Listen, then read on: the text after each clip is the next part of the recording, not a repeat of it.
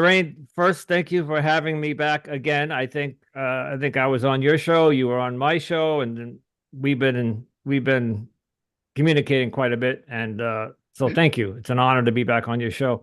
So yeah, I was on your show, had to be maybe a little less than a year ago. You had me on to tell my story. I was in a relationship for 2.5, 3 years. It was a pretty bad, a good relationship until it wasn't. And it was a gaslighting, narcissistic, all that cheating. And we talked about all that in the first episode.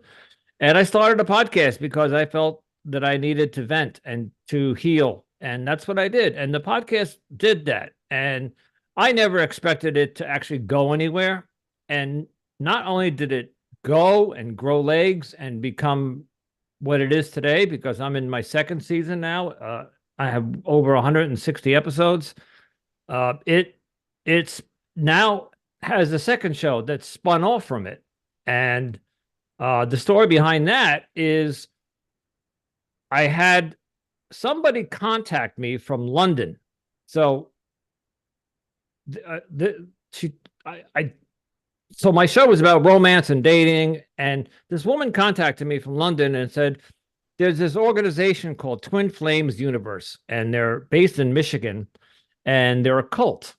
And Amazon and Netflix did a documentary on them.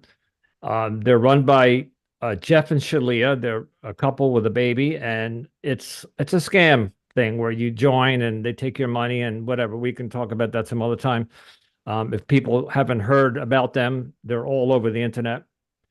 And she wanted me to go on and talk about the twin flames because the twin flames concept is a Greek mythology concept where back in the Greek days, they talked about having a twin flame, i.e., like soulmate. But there's a whole philosophy behind that. And she thought that the TFU, Twin Flames Universe cult, was doing an abomination of the twin flames concept. And because it's romantic based, I figured let's have her on and let's let her air her grievances. And what I heard, and after watching the documentaries, it caught my attention. So I started to look into this Twin Flames, and I did more episodes, and I got some other people to come on, and I did about 7 or 8 episodes, Melody, something like that. Yep. And that's where I met Melody. So while I was doing the Twin Flames, it was really just that cult. I stumbled upon a couple of Facebook groups that were support groups for people who were in cults and escaped.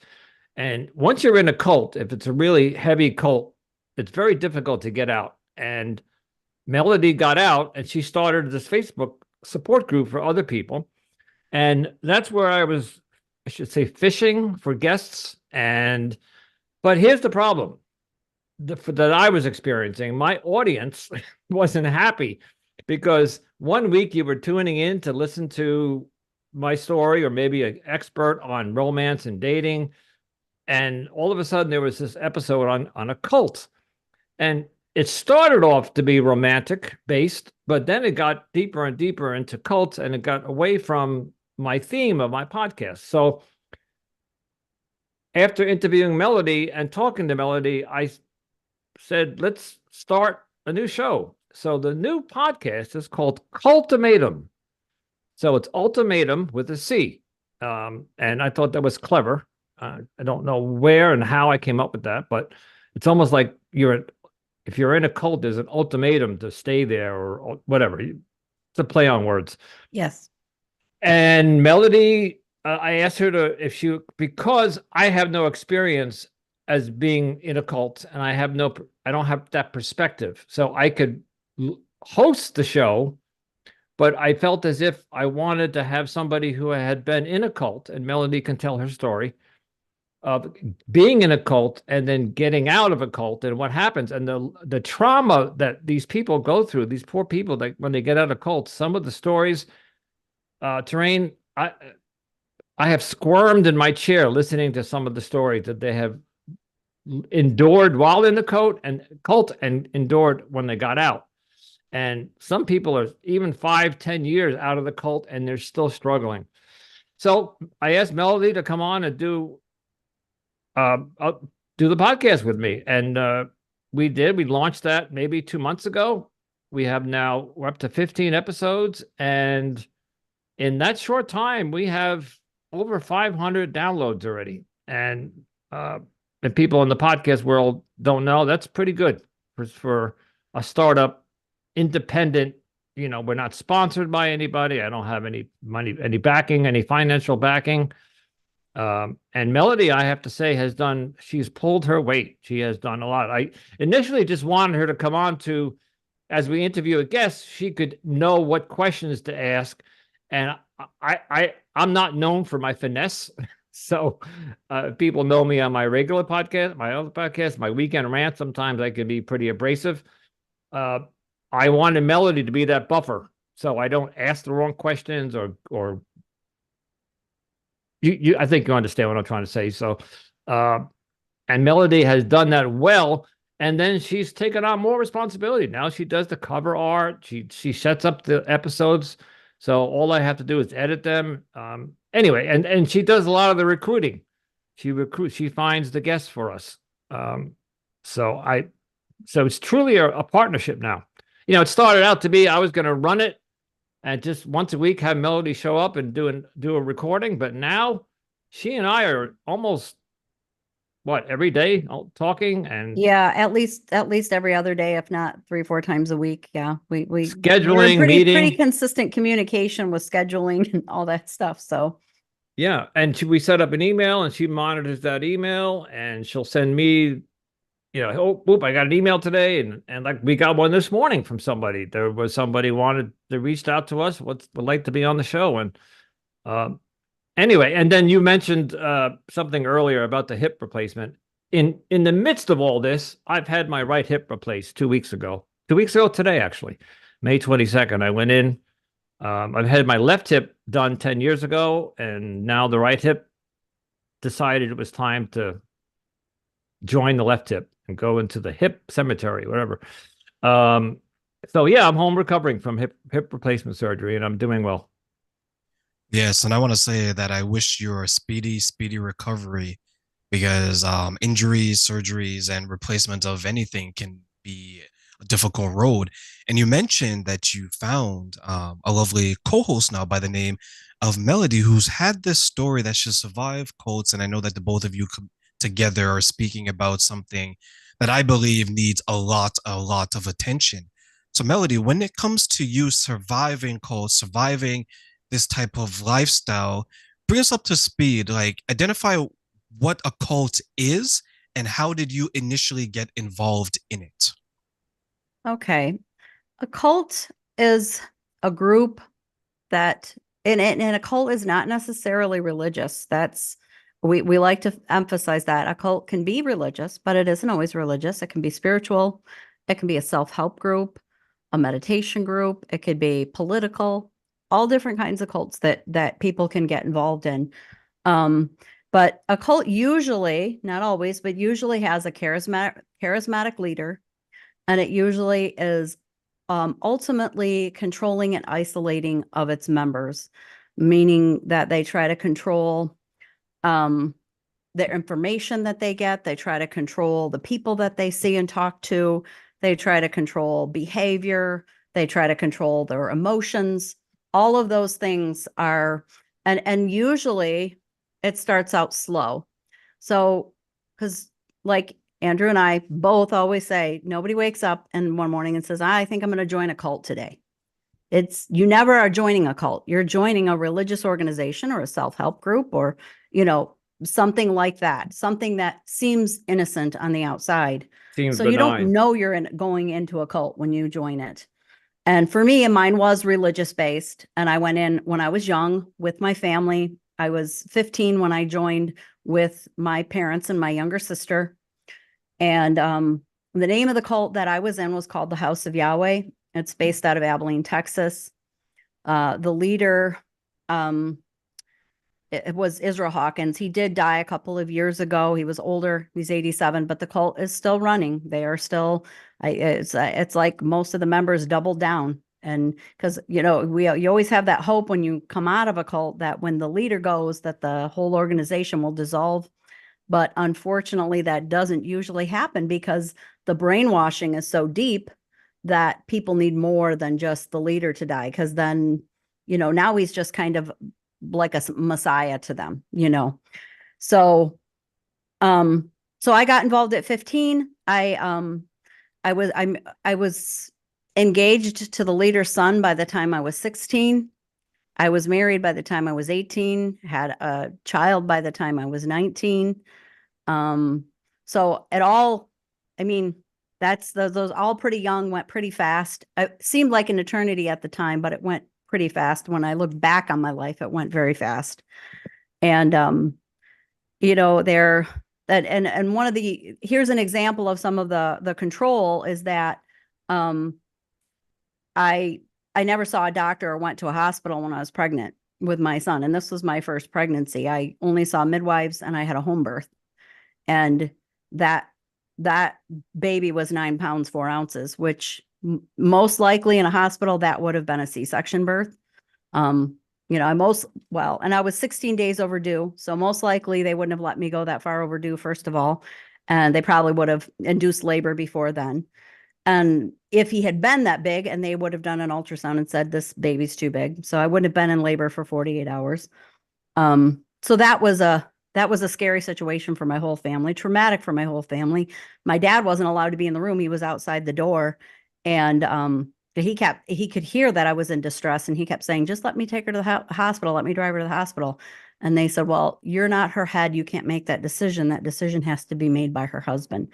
And he was in the next house sleeping. So my dad tried to wake him up like, hey, she's in distress. Just let me drive her to the hospital.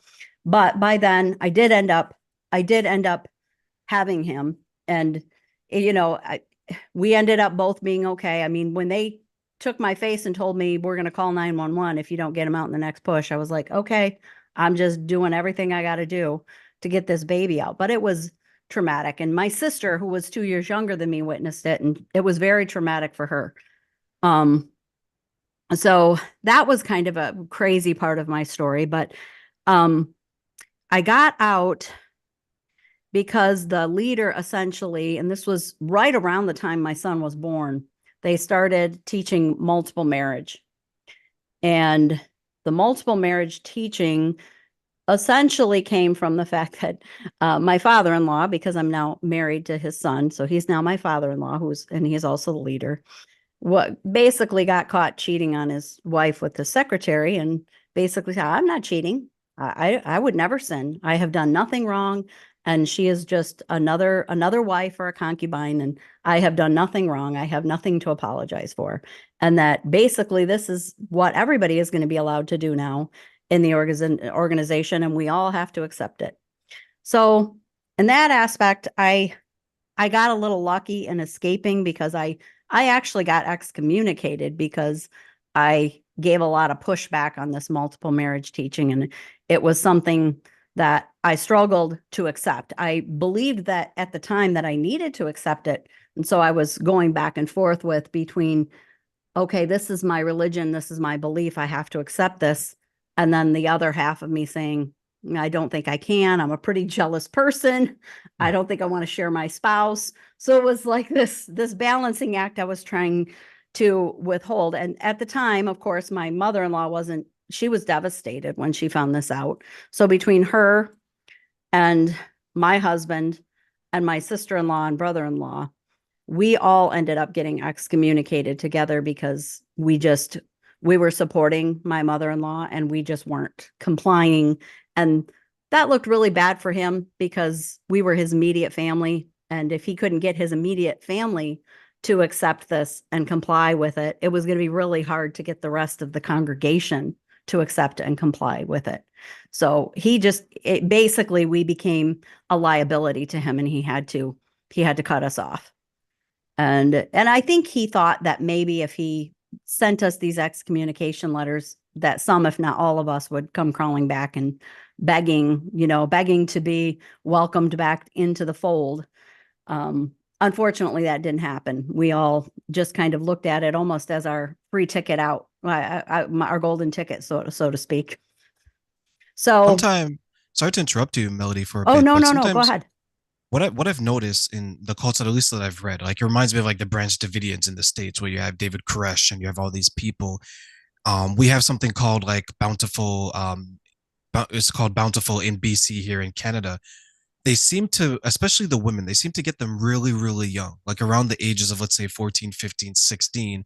And then they start the conditioning Yep. of these young minds. And by the time they're close enough to the age of majority of where they are, that's where you see them started getting into these romantic relationships. And then very shortly they're married off.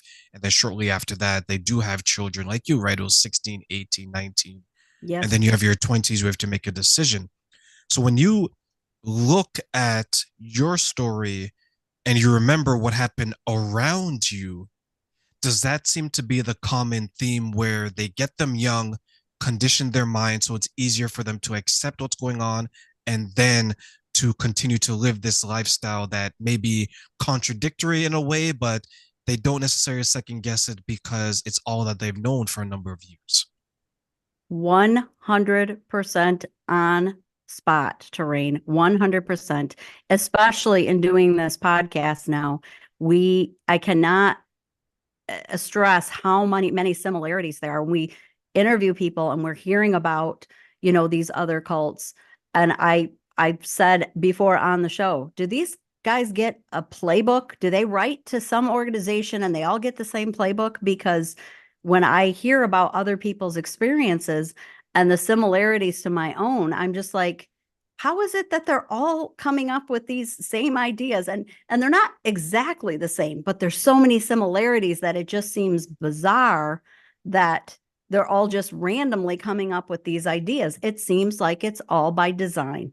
It absolutely that. And I will tell you, after I left my cult, it now has become where the women have become more and more subservient. They basically have to wear burqas. They have to cover their body, their arms all the way down to their wrists. They have to wear dresses all the way down to their ankles. They wear a face mask to where the only thing showing is their eyes. And they wear a headscarf inside the sanctuary as well. So most of the time, all you can see is their eyes.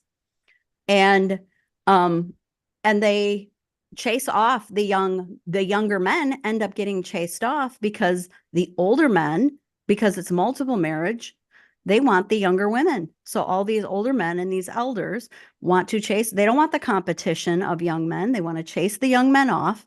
And then the young girls, they're there for the taking and they divvy them up amongst each other and like their property. So in some ways it is like human trafficking because essentially these girls are conditioned to be the subsequent wives of these elders, and they don't know any different. Some of them are born into it and don't even know that they have any other choice or opportunities. They have no clue. They're being conditioned. So 100% on point. Absolutely. It is. And mine was worse after I left. I think I got out of mine at that transition time. And, I'm glad I did, but I still worry about a lot of the people that I know that are still in there. Absolutely. So, like Andrew, I guess my question for you is that you are working with someone that has survived this, and as a man, sometimes it's hard for them to, sorry, it's hard for us to maybe understand because women's perspective is a lot different when it comes to these things. Like they're the ones who are being married off, they're the ones who are being asked to accept multiple wives in the house. When you're interviewing your guests or when you have your co-hosts like Melody side by side, do you feel a sense of responsibility to be a better example of a man to some of these women who are suffering from being human trafficked or maybe who survive being a cult from a male perspective? Wow. The answer would be yes, but I'm going to follow that up with I had no idea how bad it was out there. So anybody who might tune into a Netflix documentary or any HBO also is doing many documentaries. You see these. There's a new documentary on Netflix called TikTok Cult, Dance for the Devil. There's a cult now that sprung up from TikTok. So it's rampant. These cults are popping up all over not only the United States, but globally. And while we listened to some of these interviews, like I had mentioned before, there was one or two ladies that we interviewed, women that now podcasting and you do visual, but we're just doing audio. But when you do the recording, we can see the guests and watching the body language of the guests as they tell their traumatic story. You can see like it's almost like they're reliving it over again. There was this one woman couldn't stop moving. She was walking around and she was like, I think she was using her cell phone, and I could feel the energy, the pain coming off of her, and it was just heartbreaking. Uh, there was one woman, and by the way, it's the Cultimatum is the culture of cult and human trafficking. So we do human trafficking stories, and we have several lined up to be recorded. I don't know if I'm prepared to hear some of these stories. It's just heartbreaking. Melody had me watch a film called The Sound of Freedom. It's on, I think, Prime, Melody. Yes. Yeah. Yes. I recommend anybody to watch that. It'll break your heart. These young children that are being trafficked, 5, 6, 7, 8 years old, 10 years old. This particular one, I think, happened in Mexico. I forget the exact location. It's terrain. It in 2024, slavery is rampant and alive and well, and it's not labor, although there is labor slavery, I guess, over in China and some of the other countries, but this is sexual labor, sexual slavery. And one woman told her story that she got out of the cult and then got human trafficked. So we got like a twofer. We were interviewing this woman about getting out of her cult, and somehow she got involved in human trafficking when she got out. And she was in that for 10 years. So anyway, to answer your question, I'm embarrassed as a man to watch that these other men are getting away with this, and it's disgusting. And I can't do anything about it, but I can host a podcast about it and post on Facebook, come on like your show, like we hope to get on more shows and talk about it, just bring awareness, because I don't think the public knows how bad it is out there. And from an interview we had the other night with somebody who is an expert in the field of cults, he's been studying and researching them. The United States law enforcement, everything from the federal down to the state and local, they don't want to touch them. They don't want to touch these cults. If you watch the documentary on the Twin Flames, you'll see that at one point the police go to the house to interview Jeff and Sharia, and because there were accusations of sexual abuse, rape, there was a suicide, there was child labor, a bunch of accusations, and they gaslit the cops, and the cops said, "Thank you for your time," and walked out. And as far as I know, that was the end of the investigation. I don't know if there's some sort of task force that's watching and hoping to get something on this group and bring them down ultimately. But from my understanding, the interview we had the other night with this expert, she says that the law enforcement is not equipped or willing to prosecute these people. And it's heartbreaking. Well, it is amazing how far it can go. Like if I were to look at Canada and the United States, there are differences, but there isn't significant differences in a lot of areas, right? Some areas there is, some areas there isn't. When I look at cults, to be honest, if you were to take that as a broad term, a lot of things can fit into what a cult is by definition, right? So if I'm looking at the law enforcement's perspective, if someone were to come to me, and it's not to minimize what you've gone through, Melody, or what anyone has gone through, right, and they were to say that, Taryn, I'm a part of a cult, I think most people are going to ask the question, what do you mean? In a way to like, for it to be proven to them, because we can't just fathom someone willingly being part of something that is abusive in a lot of ways.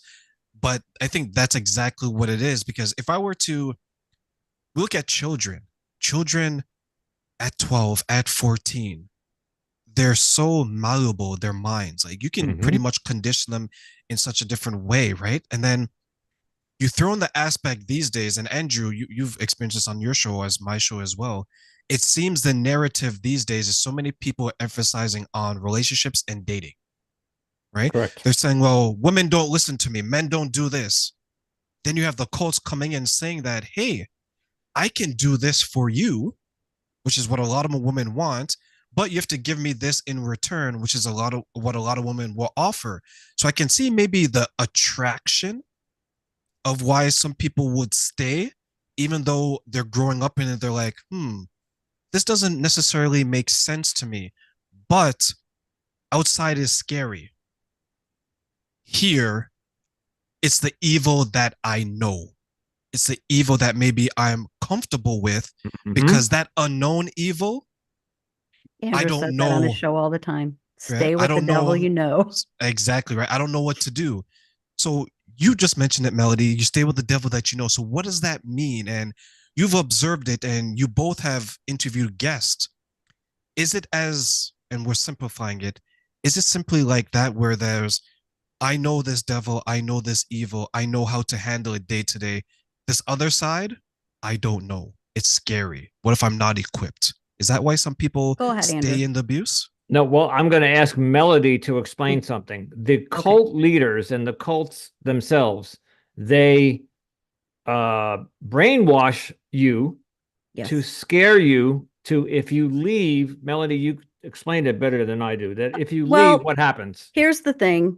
You are conditioned when you're there to believe there are multiple things that if you leave, you'll be cursed. If you leave, you're going to burn in hell.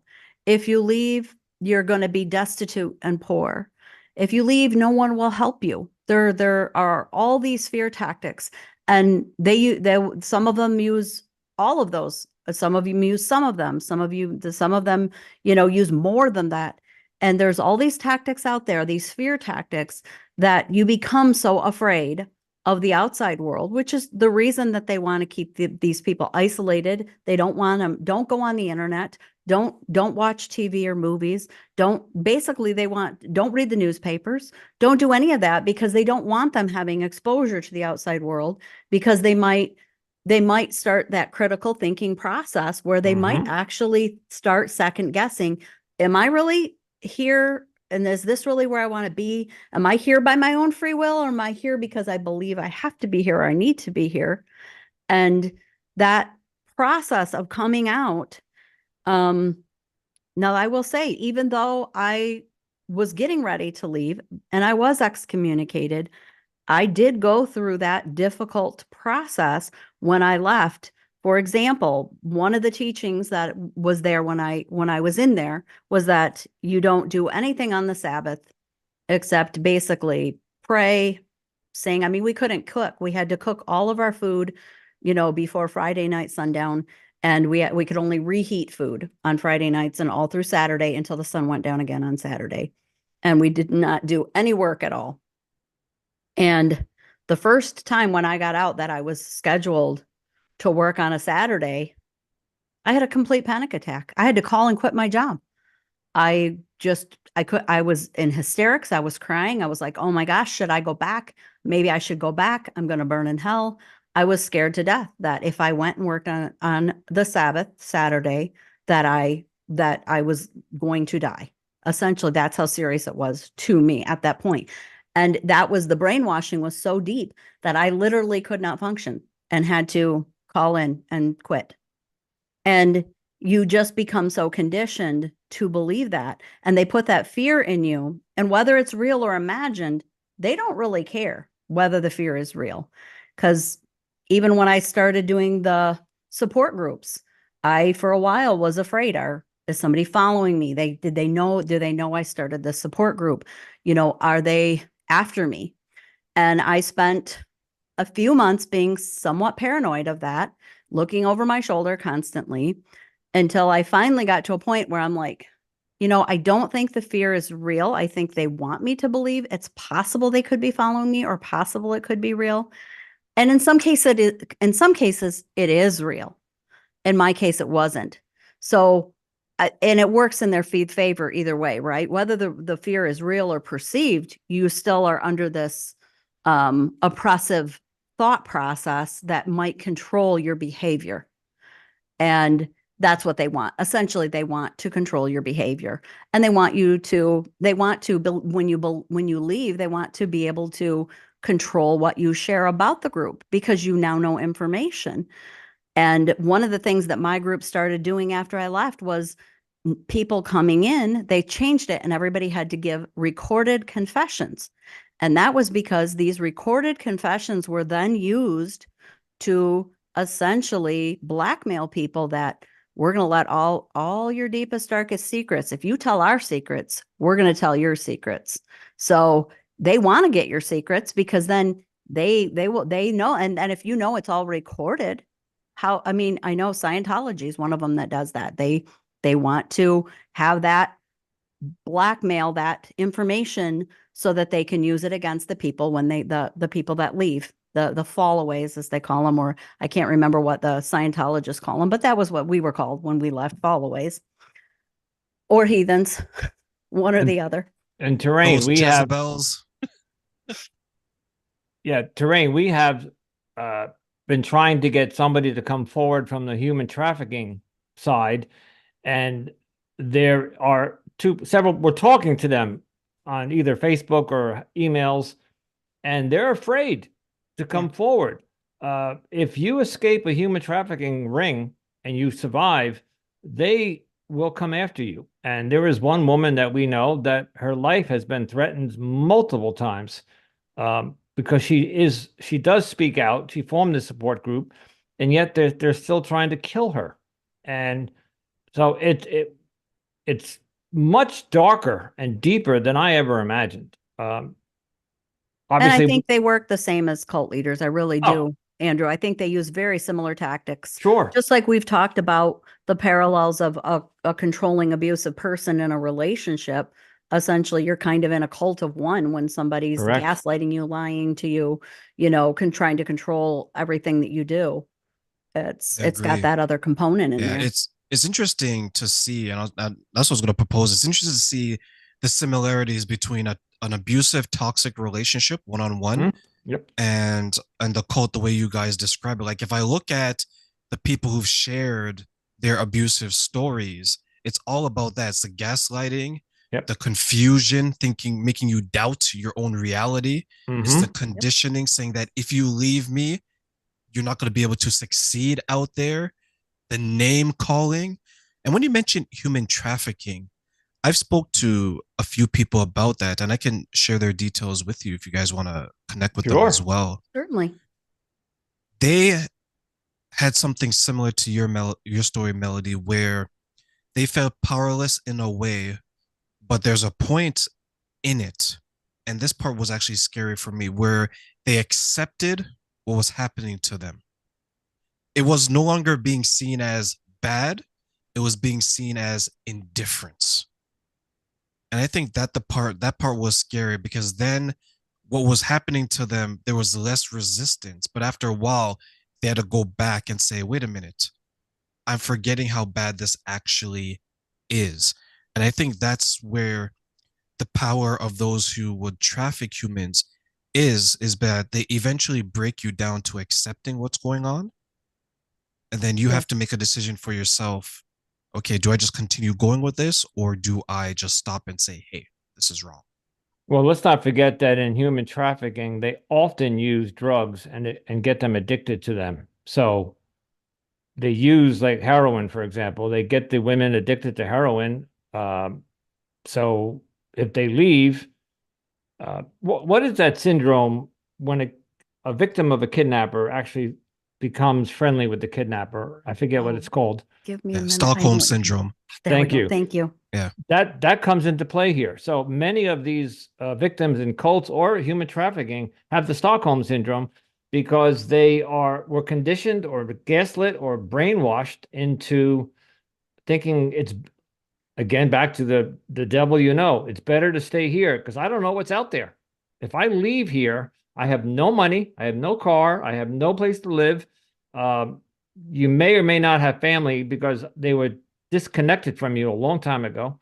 So some of these people will stay because they don't know any better, or they have the Stockholm syndrome.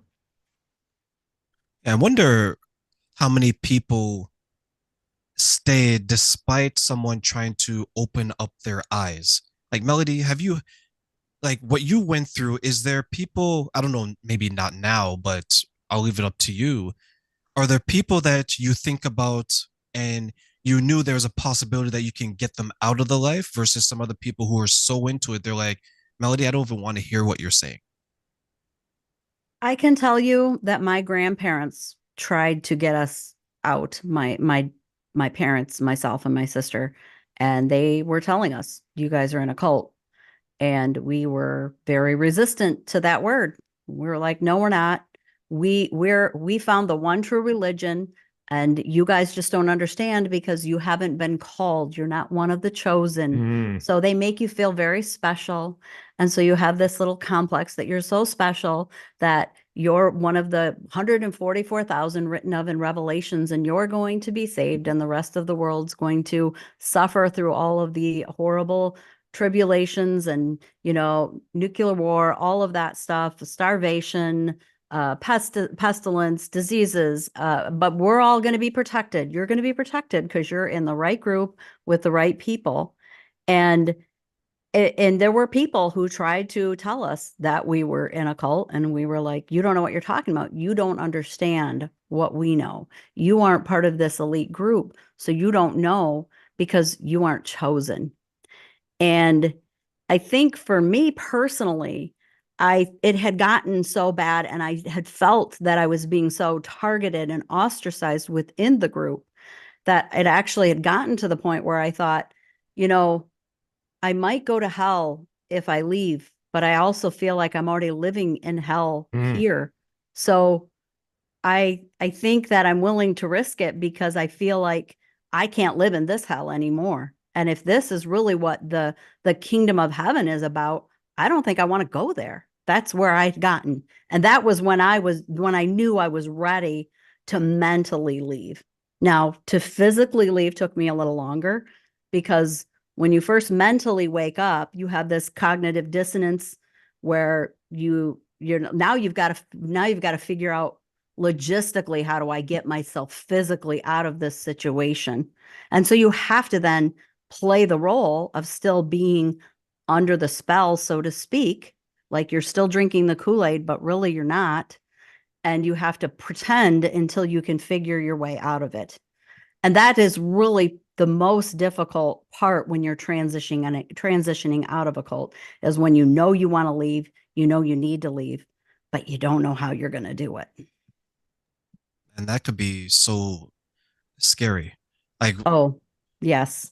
Like Andrew and I, we talk about like relationships and dating in the beginning, and to see him transition into this and then to hear your story, Melody, I'm just remembering the conversations that I've had with him, and Andrew, you can touch on this as well.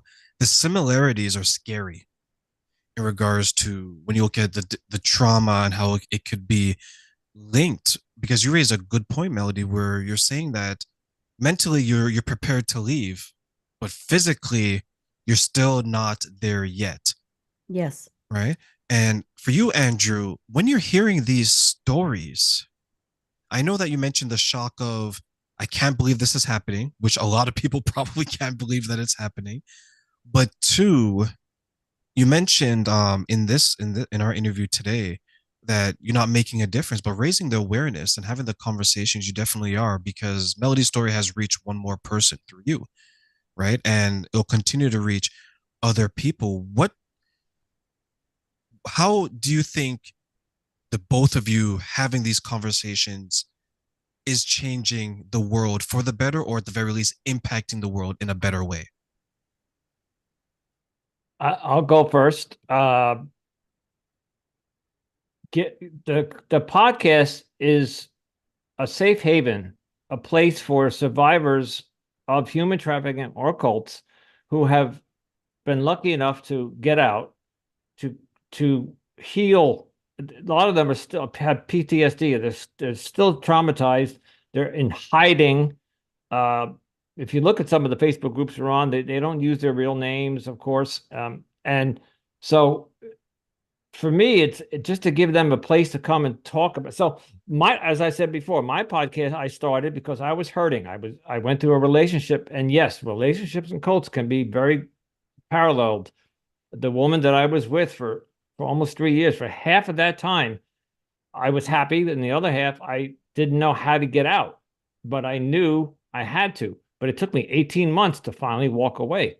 And so, yeah, mental and physical. I was physical. Yeah, talk about like what's on the other side. She was so beautiful. I never thought I'd find somebody as beautiful as her. And I'm 60 years old. I'll never find anybody at this age. And I had all these mental thoughts in my head. So I can only imagine what some of the cult survivors go through while they're still in the cult. So, but I'm really not answering your question. I'm just bringing awareness by hoping that this podcast blows up a little bit, goes a little, I don't want to say viral, but it is growing. And to just bring awareness to that this is going on in 2024. If you told me, this was the 19th, cults were around in the 60s and 70s and way before that. What is it? Satanism or Santanism, whatever. They've been around for centuries, but that's a cult, pretty much. But so anyway, I'm just doing my part, and I gave Melody a platform, and I learned that it helped her, right? I guess Melody, it helped, and now she's helping. 100%. So how? I guess you can answer Terrain's question. How do you see yourself helping? I will tell you that for me, creating the Facebook support groups and just sharing my story, I feel like every time I share my story, my hope is that if it reaches just one person and they're maybe in the process of joining a group where they're seeing some red flags, they're having some questions, and they're like, this seems a little weird, or why they want me to not talk to my family, or, just something little to where you're going, I don't know about this. Step back and take another look and just use some critical thinking, and don't second guess yourself. If you're having a bad feeling about a situation or a place or an organization or a leader, there's probably a reason, and you really want to look into that. Go on the internet, ask people that, find someone who's been in the group and left, because you're going to get a different story from that person versus somebody who's still in the organization. And I feel like, for me, if my story can help one person, then I feel like I have been successful, and that my experience wasn't for nothing. My experience is helping somebody else. And I feel like we're giving this opportunity to each and every guest we bring on the show to make that part of their healing journey. And sometimes it's even just the idea that when you're in these cults, you're muzzled and you're told what to say and what you can and can't say, and even who you can talk to, because there's this real tattletale mentality that when I was starting to doubt my group, I had friends in there that I wanted to talk to. And I remember I'd kind of look at them during these multiple wives sermons to see people's facial expressions, to see, is anybody else disagreeing with this as much as I am? I'm just kind of looking around back and forth, but trying to be a little discreet, but I'm like, does anybody else have a look on their face like they think this is BS too? Because if I could see a little seed of doubt, then I'm like, maybe I can talk to that person. Maybe they're safe. Because if you talk to somebody who isn't safe, it's tattletale right back to the leader. The next thing you know, you're in the office, you're getting reprimanded, you're in trouble. Who knows what's going to happen from there? I mean, not to me, but other members of the group, actually, women had their children taken away from them as punishment for not complying. And literally their children were ripped from their arms. And that is a pretty big punishment for a mother, to have her children taken from her. And that's an example of an extreme punishment that would happen in the house of Yahweh. And So I think that we give that opportunity for people to even just speak their truth, tell your story. No one's going to stop you. And you do have that power back in your arm, back in your court, that you're taking your own power back and you have your voice and you can speak your truth. So I guess my next question would be then what are some of the commonalities, and you both can answer since you're more experienced than I am in this. What are some of the commonalities that we can identify that we're actually in a cult? Because for a lot of people, it'll probably just go over their heads. I'll go first again, but Okay. Melody is the expert. But again, I can attribute it to a relationship. So you're questioning something that you see happen in front of you, and they tell you you didn't just see that. So, like a girlfriend who's cheating on you, but she gaslights you to doubting yourself. Um, that's an example of, yeah. You know what I wanted to say is that there was a second part to your question. Many years ago, I used to run an organization for people with mental illness. It was called the Mood Disorder Support Group, and it's still going, but I ran it for 14 years. I actually created it. And as you know, I'm also in sobriety, so I go to a 12 step. So I'm all about self-help or not necessarily self-help, helping others who are less fortunate or who are in a bad spot. And now at the age of 60, I come across this topic. I feel like I've found my calling. I'm here to help anybody that needs it, like Melody was saying, share their story, let it be heard. I can only hope and pray, and you're probably going to ask this question later, that this podcast show grows and snowballs and one day becomes nationally known or something. I'm not looking, as you know, monetizing a podcast is always somebody's. Of course, you would like to get paid. You'd like to have advertisements. For the Anonymous Andrew podcast, sure, come on and sponsor. For this show, Melody and I are running it. We're not even thinking about money. And of course, if a sponsor came along and wanted to finance us so we could get better equipment or get better promotion or get better marketing so we could get the word out there, I would be open to it. But I feel like I found my calling. And I'm not sure I answered your question. I went off on a tangent. But Oh, you did. Yeah. You did answer, because it shows that you're determined to share the stories of people so they can identify and say that, hey, these are the different ways that you can know that you're in a cult. And for you, Melody, what are some of the ways that maybe you can help our audience identify that they're actually in one and to take the steps necessary to get out of it? I would say the red flags are if someone is trying to tell you how you should feel about something, if someone is telling you where and how and trying to control where you get your information, if someone is trying to control what you do, your behavior, where you go, who you see, who you talk to, those are signs, just like in an abusive relationship, that you should be second guessing. And when you start feeling like you're losing yourself in that group, you're losing your autonomy and you're losing your ability to even think for yourself, when you start to feel that if you speak your opinion on something and you know it's different than the group, that you're going to be punished or ostracized for that, that is certainly a bad sign. If you can't even ask a question, you should be able to ask a question of a leader, of a group. If they're saying, for example, don't talk to your grandparents or don't talk to your parents. Thank you. Yep. You should be able to say why. But if you can't ask why, and they'll give you an answer. They'll say, well, because they're going to turn you away. They're going to make you fall away. They're going to turn you away from God or Yahweh, whatever term you're using in this particular, for instance.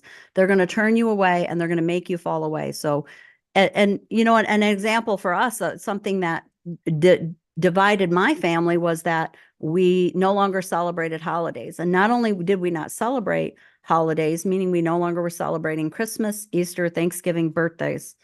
But we weren't allowed to accept gifts. So, I mean, I remember my grandmother, that was like a slap in the face to her. She loved giving gifts. It was something it was a way that she showed love.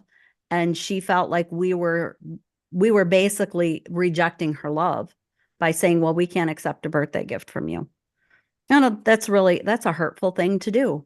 And that was their way of putting that wedge in there. And we weren't even allowed to go to a Christmas gathering, even if we weren't quote unquote celebrating Christmas, even just to show up at my grandparents' house on Christmas Day was against the teaching.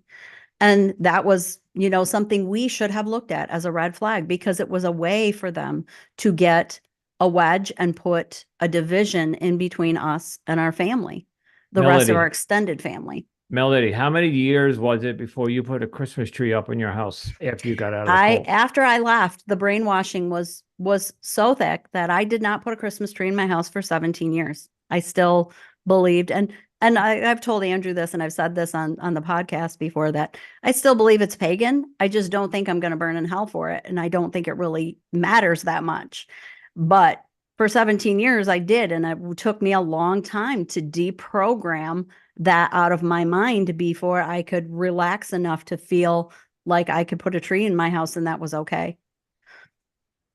Yeah, because you have the constant conditioning day after day Yes. after day. Mhm. And then after you escape it, it's like you're not going to go back to the person that you were Right. Nope. a few days later, right? And it's interesting to see that you can go X amount of years thinking one way. And then if someone who is skillful enough, for lack of a better word, to manipulate you, you don't realize how quickly certain things change and then how long it stays with you after the fact. It looks like that happened to you, Melody. Would that be accurate? Yes, absolutely. That goes to the being the frog in the boiling water. You don't, when you go into a cult or a controlling group or organization, you don't see those inner workings. You don't see the stuff that's going on at the core. You get the love bombing, and you get this outer perspective of how great everything is. It's just like going into a new relationship. Everybody's putting on their best face. Everybody's putting their best foot forward, wants to make a good impression. But as you get into it deeper and deeper, by the time you realize you're a frog in boiling water, you're in the middle of the pot and it's not easy to get out. You're like, oh my gosh, you're looking up at the edges of the pot and you're like, how do I get out of this water before I boil to death? And it happens slow. It's a slow process. And like you said, they do like to, the younger you are, the easier I think it is to influence your thought process and your mind. Children and all the way up through teenage years and even into the young 20s are probably the most vulnerable age group to that indoctrination. Terrain, there are leaders of cults that are doing prison time now, and I could name two off the top of my head for sexually abusing children under the age of like 12. And we did an interview with a young lady not too long ago from the cult is the Luz del Mundo, the Church of the Light of the World, and it's based in Mexico. And their second apostle is doing 15 years for molesting children in his cult. So what Melody's referring to is on the outside, everything's peachy keen, but behind closed doors, they're all Right. perverts, they're all pedophiles. It looks like just a church. I mean, Yeah. you drive by it and it looks like a church with a steeple and there's people coming in and out and it looks all innocent. But when you're in the inner workings, then you figure out that they are brainwashing these young girls into basically prostituting themselves as for these older men, and these Mhm. older men are taking advantage, and these girls are taught and told, you're doing this for God because the apostle is like God and you're doing this for God, so it's a good thing, and this is an honor for you to be doing this. And they unfortunately they believe that, and until they get out and they are able to deprogram themselves and deconstruct and reconstruct what they really think and believe, and then look back on it and say, oh my gosh, I can't believe I was convinced to do that. But the younger you are, the easier it is to convince Mhm. somebody and to persuade somebody and gaslight them into believing that they're doing what they're doing is the right thing.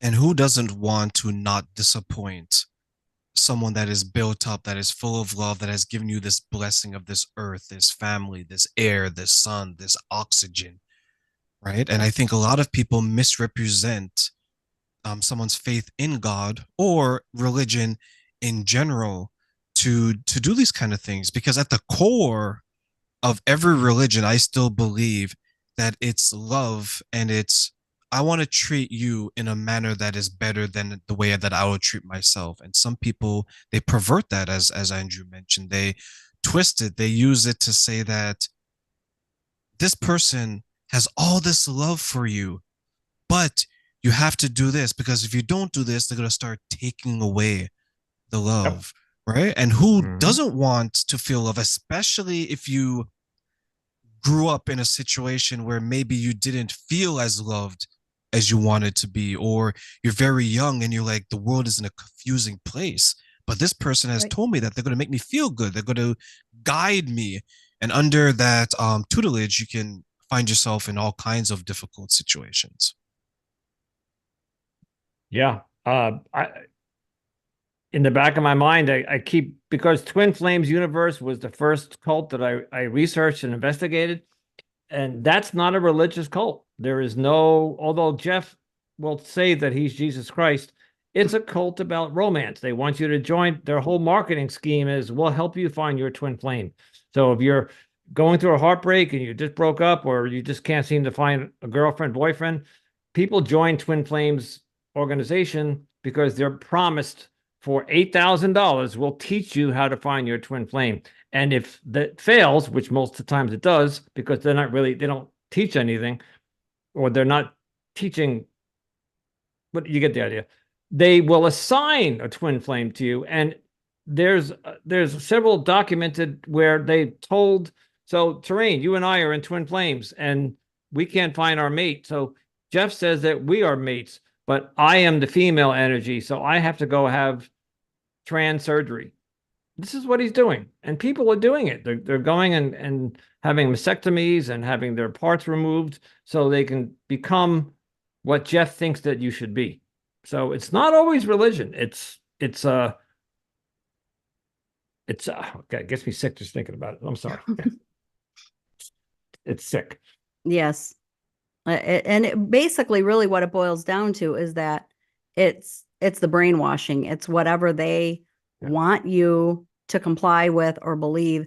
And if the teaching changes, because their agenda changes, they want you to be fluid with that. Like the Twin Flames universe is a prime example. When it wasn't working and they weren't able to get their members and find their twin flames, then they started assigning them. Then the new teaching. Now Jeff and Shalia know who your twin flame is, and this is your twin flame, and that's your twin flame. So just like my leader, when he would predict the end of the world, which happened multiple times when I was there, and the end of the world wouldn't happen, and it didn't happen, then he had all these excuses why it didn't happen. Well, the calendar's messed up, and we predicted wrong because the Mayan calendar's messed up, or this is wrong, or this scripture is what got us off track, but now it's this date. And there's always excuses. And when you're in that situation to where even though you're having that cognitive dissonance, like, this doesn't make sense. Like, that's not what you said 2 weeks ago. So why is this changing all of a sudden? And if you're a prophet, how come you didn't know this, right? But then you're like, well, then you tell yourself, you justify it in your mind. Maybe it's an innocent mistake. I mean, everybody makes mistakes, and we're all human, and you start to justify it in your own mind, which, on the outside, it looks crazy. To people looking in, they're going, how can they justify that? This man predicted the end of the world. It didn't come. He's obviously a false prophet, right? Even if you believe in the Bible, this guy's a false prophet now. But you find ways to justify it. It's just like, and we'll go back to Andrew's example, just like being in a bad relationship when you're being gaslit and you know you should leave and you know you're being lied to. And then there's this part of you that thinks, maybe not. Maybe it's me. Maybe I'm misreading this. Maybe I am paranoid. Maybe, maybe it is me. And you start to second guess it. And then you talk yourself back into it. When you're not ready to leave, you'll find all kinds of reasons to stay and justify your decision to be in a abusive relationship, a toxic relationship, in a cult, in human trafficking, because you're not ready yet. So now you have to justify your reason to stay. And for the both of you, as we close, what's some advice that you want to give to the people out there who are going to be tuning into your show, who are interested in cults, who want to know more about why people can't leave and the power in leaving a cult? Melody, I'll let you go first. Well, I'm going to say, and I may have even already said it here. To me, it really is about if you're already in a group and you're starting to have doubts and you come and you listen to our podcast, I hope that what you will find is that the lies you're being told about how scary the outside world is, how nobody is going to help you, how you're going to be destitute and poor, and all of these things, you're going to be cursed. If your grandma dies of cancer, it's because you left. No, that's not true. That's your grandma would probably cancer can get anybody at any time, and we can't predict that. It's not because you left the group or you left the cult, but those are the kind of things they use to keep people from leaving. Then when you leave and you're like, oh gosh, grandma got cancer. Is that because I left the group and now I'm being cursed? So just those things are not true. And when you leave, you will find out that there are lots of people out there that want to help you. And a lot of times it's the people that you ostracized when you went in because they realize that you're a victim of this. A lot of times it's your own family members that are going to be waiting there with open arms and be so grateful that you've left and be happy to see you. And for people that are just getting into a group, they may be questioning or starting to wonder if it's a cult. I would say if you're seeing those red flags, if you feel like you're being gaslit or brainwashed or somebody's trying to control your mind, then run. Turn around and run, and then do your research. If you figure out you're wrong, you can always go back, but it's so much harder to back yourself out of it. The deeper in you get, it's so much harder to get out. So if you can run now, turn around and run. And Terrain, thank you so much for having us on the show. It's an honor to be back and to be able to bring to you this new topic. My only thing would be is if somebody's listening and they're in a cult or thinking of joining an organization and they see the red flags, or if any of the above or anything in between, like Melody said, there is hope. You can reach out. If you can get on the internet or Facebook, you can Google, go on Facebook and look for support groups, number one, or Google the actual organization that you're part of and see if there's any negative.